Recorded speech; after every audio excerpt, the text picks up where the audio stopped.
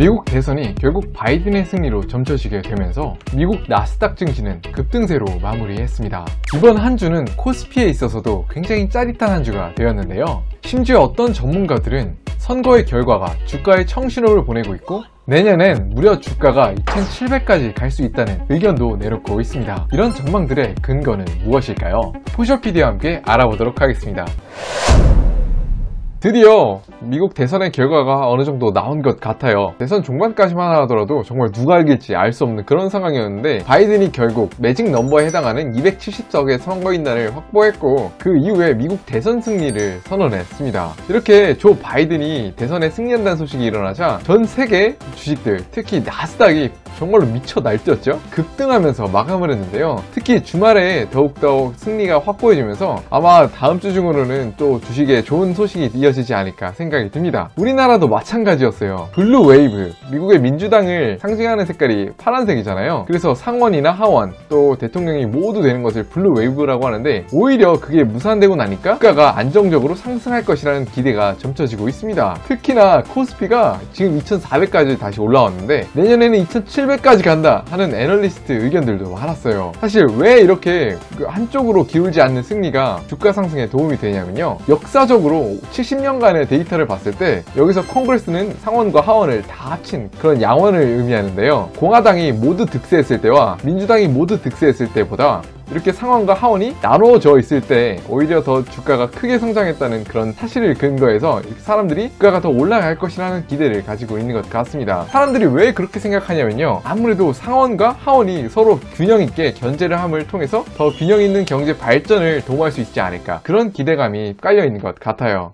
이렇게 바이든이 대통령이 되긴 했지만 상원의 경우에는 공화당이 집권을 했거든요. 그래서 이제 앞으로 세계 경제 신호가 나쁘지 않지 않을까 이렇게 예견을 하는 것 같습니다. 그런데 진짜 미국 대선이 이번에야말로 진짜 혼전양상이었어요. 특히 미시간에서는 트럼프가 이길 줄 알았는데 결국에는 바이든 쪽으로 기울어졌죠. 이렇게 역전이 많이 나온 대선이 있었나 싶어요. 근데 사실 이렇게 대선이 끝나감에도 불구하고 우리 트럼프 형님은 역시 믿음을 배신하지 않죠. 이렇게 바이든이 이긴 것으로 끝나는 것 같은데도 선거 조작 아니냐, 선거에 문제가 많다 하면서 미국 대선이 끝나지 않았음을 시사하고 있습니다. 아니 선거가 끝났는데 이게 개표에서 바이든이 압승했는데 어떻게 불복한다고 할 수 있을까요? 참 이해할 수가 없는데 트럼프가 어떤 시나리오를 그리고 있었냐면요. 이렇게 이번에 코로나로 우편 투표도 진행을 하고 되게 투표에 있어서 변수가 되게 많았잖아요. 그런 절차들을 꼬투리를 잡는 거예요. 아니 투표가 제한 기간 안에 밖에 있었던 그런 투표권도 허용이 되고 우편 투표에도 되게 문제가 많았다 하면서 투표 자체 정당성에 있어서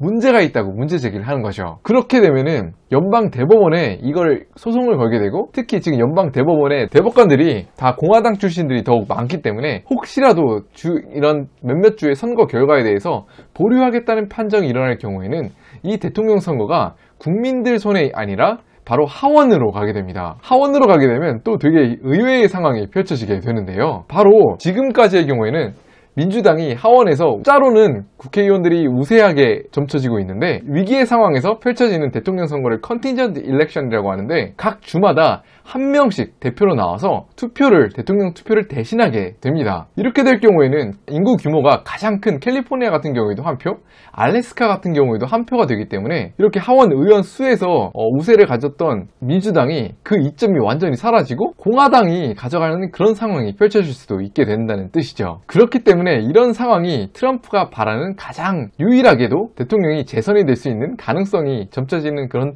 상황이라고 이야기할 수 있습니다. 그런데 아무래도 이것은 굉장히 낮은 가능성이고요. 이렇게 연방 대법원이 선거 결과를 보류하고 또 이걸 하원으로 보내는 꼴은 사실상 국민들의 참정권을 인정하지 않는 그런 엄청난 결과를 이루기 때문에 사실상 사람들은 대통령은 아무리 그래도 이렇게 바이든이 되게 되었다는 그런 이야기들을 하고 있습니다. 실제로도 각국의 정상들, 여기 프랑스가 보이죠? 영국이 보이죠? 인도, 한국 모두 조 바이든이 대선에서 성공했다고 대통령으로 이제 승리를 했고 취임할 일만 남았다는 그런 축하 메시지를 보내고 있습니다. 그런데 이렇게 조 바이든 승리에 되게 또 주목받는 한 사람이 있는데요. 바로 트럼프 입장에서는 굉장히 이 상황이 억울할 수도 있어요.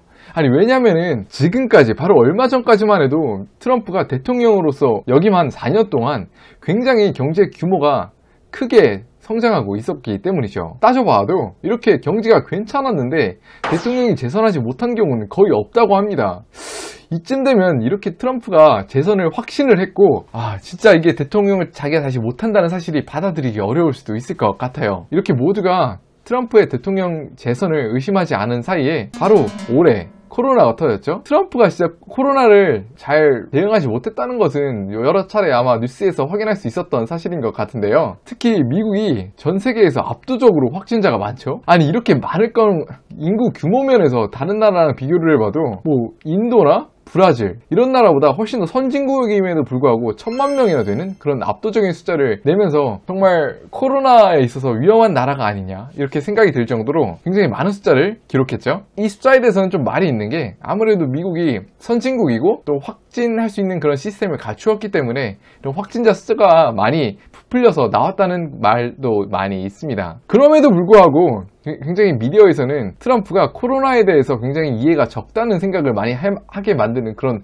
망언들을 많이 했죠. 아니 그 표백제를 주입을 하면은 어떻게 코로나를 낫는다는 그런 말을 했을 뿐만 아니라 마스크를 쓰는 거에서도 굉장히 거부감을 가지는 말들을 이어서 해가지고 온 미국이 쇼크를 받는 그런 상황이 있었어요. 이렇게 망언을 한 사람이 과연 코로나를 제대로 대처할 수 있을까? 이렇게 의구심이 들 수 있죠. 어쨌든 30세 최연소 의원이었던 조 바이든이 결국 최고령 대통령이 되었습니다. 이렇게 사실 최고령이라고 하니까 사람들이 조 바이든 대통령에도 주목을 많이 하지만 미국 수명이 78세인데 과연 미국 대통령을 4년 또 8년을 역임할 수 있을까?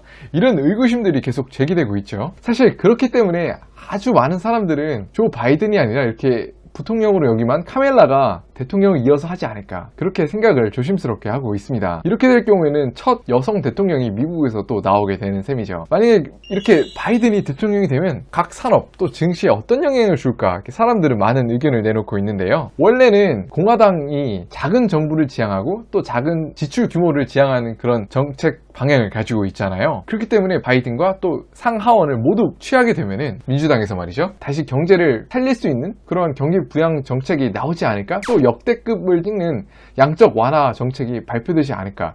그렇게 기대를 하고 있었습니다. 그런데 사실 상원을 이제 공화당이 가져가게 되면서 그런 기대는 조금 꺾였지만 그럼에도 불구하고 대통령이 가지는 막강한 권한 때문에 어느 정도의 양적 완화나 또 경기 부양책에 대해서는 기대를 가지고 있는 편이고요. 또한 그뿐만이 아니라 2050년부터 완전한 친환경 정책으로 돌아선다는 미국의 그런 미국 민주당의 정책이 있기 때문에 앞으로 테슬라나 아니면 또 기술 주식들 위주로 앞으로 미국 증시의 방향이 나아가지 않을까 그런 기대를 가지고 있습니다. 사실 근데 이렇게 미국 대선을 보면서 저는 또 든 생각이 있는데요. 사실 딱 이번 주에 되게 안 좋은 소식들이 많았잖아요. 우리나라가 한 최근 5년 동안 한국 자살률이 계속 꾸준하게 내려가고 있었는데 다시 반등을 하고 있는 그런 모습을 보여주고 있어요. 특히 또 이번 주에 또 마음이 아파지는 그런 뉴스들도 이어졌죠. 사실 근데 정말 이런 비극적인 이야기가 아닐 수 없지만 조 바이든 대통령 같은 경우에는 30세에 그 상원 의원이 되었다고 하니까 딱 언뜻 듣기에는 되게 엘리트 코스를 걸었을 것만 같은데요. 근데 사실 그렇지 않습니다. 조 바이든 같은 경우에는 상원 의원이 딱 되는 그 해에 가족들이 교통사고에 당해가지고 아내와 첫 딸이 죽는 그런 비극을 맞이했습니다. 이렇게 상원 의원을 취임하는 그런 선서식을 하는 것도 바로 병원에서 했어요. 가족들이 많이 죽고 다치는 그 순간에 말이죠. 조 바이든의 비극은 여기서만이 아니었습니다. 그 이후에도 아주 금지오겹같이 길렀던 첫 아들이 자신을 등지고 먼저 떠났죠. 얼마나 정말 슬펐을까요? 정말 사실 살아가는 데 있어서 가족이 굉장히 중요하잖아요. 근데 연이어서 이렇게 떠난다고 하니까 저는 상상조차 하기 싫은데 어쨌든 그런데 조 바이든은 이런 상황 속에서도 국경을 딛고 일어나가지고 정말로 멋지게 해냈고 지 바이든의 행보를 보면 이런 생각이 들어요. 열심히 살다 보면은 지금은 알지 못해도 내 삶에 어떤 의미가 있고 훌륭한 의미를 또 찾아나갈 수 있지 않을까 하는 그런 생각이에요. 그래서 좀 요즘 같은 코로나 시국에 경제도 어렵고 정말 어려운 마음을 보내는 사람들이 되게 많은데 어떻게 보면 좀 인간 승리가 아닐까 그런 생각을 하게 되는 그런 모습인 것 같습니다. 오늘의 영상도 재밌게 시청하셨나요? 우측 하단에 구독하기 버튼을 눌러주시면 앞으로도 재밌고 유익한 영상들로 찾아뵐 수 있도록 하겠습니다. 시청해주셔서 감사드립니다.